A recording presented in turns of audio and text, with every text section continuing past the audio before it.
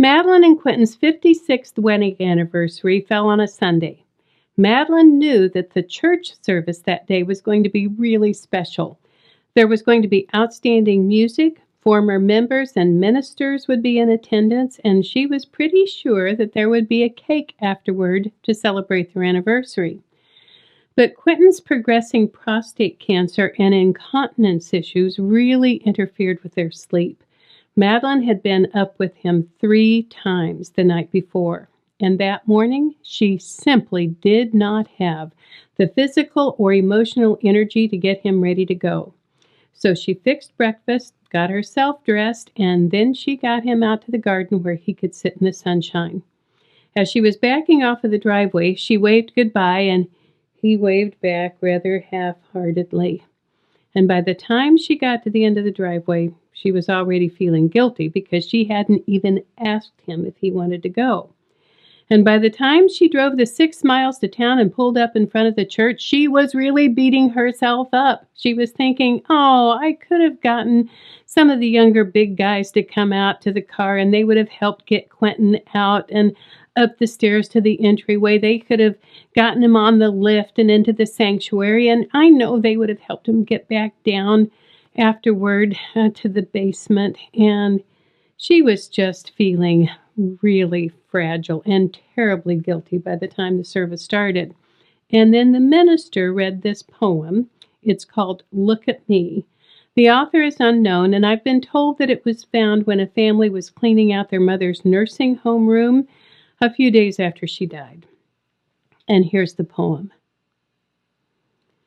What do you see, nurses? What do you see? What are you thinking when you're looking at me?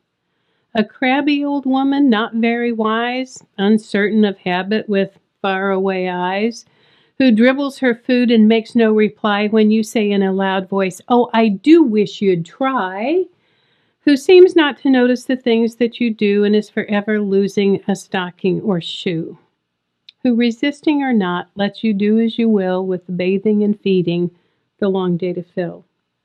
Is that what you're thinking? Is that what you see? Then open your eyes, nurse. You're not looking at me. I'll tell you who I am as I sit here so still, as I use at your bidding, as I eat at your will. I'm a small child of 10 with a father and mother, brothers and sisters who love one another. A young girl of 16 with wings on her feet, dreaming soon that a lover she'll meet. A bride soon at 20, my heart gives a leap, remembering the vows that I promised to keep. At 25 now, I have young of my own who need me to guide and secure a happy home. A woman of 30, my young now growing fast, bound to each other with ties that should last. At 40, my young sons have grown and are gone, but my man's beside me to see I don't mourn. At 50, once more babies play around my knee. Again we know children, my loved one and me. Dark days are upon me, my husband is dead. I look at the future. I shudder with dread. For my young are all rearing young of their own, and I think of the years and the love that I've known. I'm now an old woman, and nature is cruel. 'Tis jest to make old age look like a fool. The body it crumbles, grace and vigor depart. There's now a stone where I once had a heart.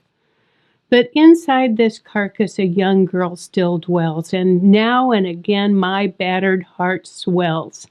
I remember the joys and I remember the pain, and I'm loving and living life all over again.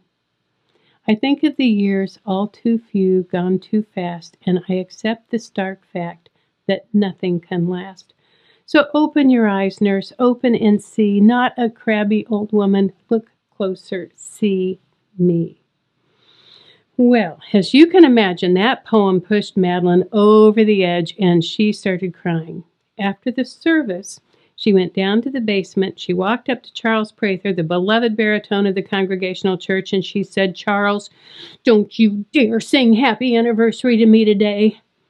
And he said, oh, but Madelyn, I've already been told by 2 people to do it. And she said, if you do, I will lose it, and I will never get it back." So he didn't. And afterward, on the drive back to the farm, she cried all the way home.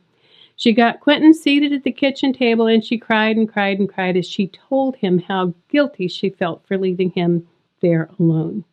And Quentin said, "Well, I feel like crying too."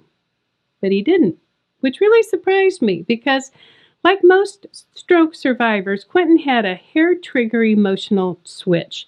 Television commercials often moved him to tears, and when he was listening to his talking books and he thought one of the characters was going to get in some kind of trouble or possibly someone was going to die, he would break down and sob.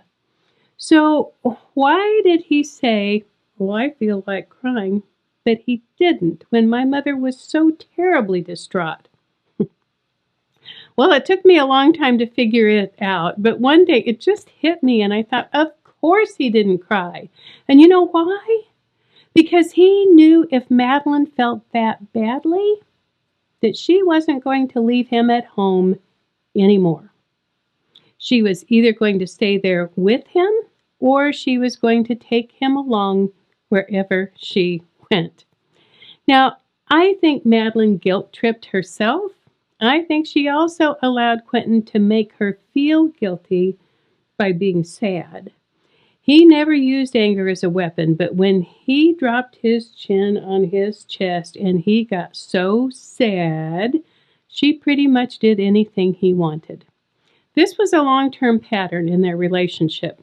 It worked pretty well for Quentin because he usually got what he wanted. I'm not so sure that it worked that well for Madelyn.